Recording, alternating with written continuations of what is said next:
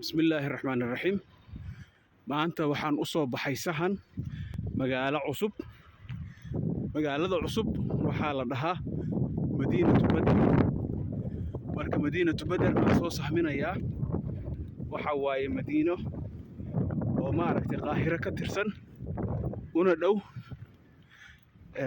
caasimatul idaariya mase caasimadda cuseebka ee Masar. waxay u jirtaa 15 daqiiqo ilaa 20 daqiiqo. marka waxaa ka socda dhismayaal aad u xoog badan. xaafadan weli qof Soomaali soo degay ma jirto, laakiin waxaa degan dad Suudaaneys ah degan xaafadan. marka waxa way xaafadaha mustaqbalka leh ee Masar. guryaheedana aad iyo aad bay u jaban yihiin. hadda guryaha waxaa la iibinayaa meeshan oo kale $35,000 ilaa iyo $40,000. والسلام عليكم ورحمة الله وبركاته.